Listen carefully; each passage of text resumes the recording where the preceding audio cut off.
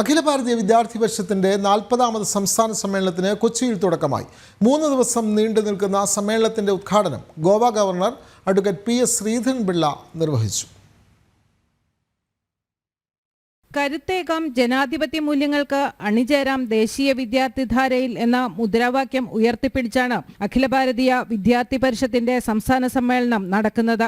എറണാകുളം എളമക്കര സരസ്വതി വിദ്യാനികേതനിൽ Goa governor advocate PS Sreedharan Pillai സമ്മേളനം ഉദ്ഘാടനം ചെയ്തു. ശ്രീനാരായണ ഗുരുദേവന്റെ ആത്മീയ വശങ്ങൾ തള്ളി നവോത്ഥാന കാഴ്ചപ്പാട് മാത്രമാണ് കേരളം സ്വീകരിച്ചതെന്ന് അദ്ദേഹം അഭിപ്രായപ്പെട്ടു. ആദിശങ്കരാചാര്യരുടെ മതമാണ് നമ്മുടെ മതമെന്ന് പ്രഖ്യാപിച്ചയാളാണ് ഗുരുദേവനെന്നും അദ്ദേഹം പറഞ്ഞു. ഭാരതം ജനാധിപത്യത്തിന്റെ മാതാവായി അംഗീകരിക്കപ്പെട്ട നാളുകളിലൂടെയാണ് നാം കടന്നുപോകുന്നതെന്നും നമ്മുടെ രാഷ്ട്രം തിരിച്ചുവരവിന്റെ പാതയിലാണെന്നും വീണ്ടും ലോകഗുരുവായി മാറുമെന്നും അഡ്വക്കേറ്റ് PS ശ്രീധരൻപിള്ള പറഞ്ഞു.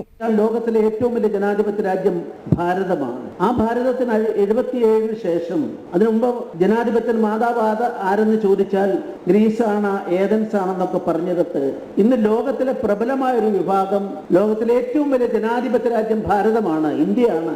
ആ ഒരു വിശ്വാസത്തിലേക്ക് എത്തുകയും ജനാധിപത്യത്തിന്റെ മാതാവായി പോലും ഒട്ടേറെ എഴുത്തുകാരും ലോകസമൂഹവും നമ്മൾ അംഗീകരിക്കുകയും ചെയ്യുന്ന ഒരു ഘട്ടമാണ്. ABVP ദേശീയ general secretary doctor Virendra Singh Solanki മുഖ്യപ്രഭാഷണം നടത്തി. സംസ്ഥാന പ്രസിഡന്റ് വൈശാഖ് സദാശിവൻ അധ്യക്ഷത വഹിച്ചു.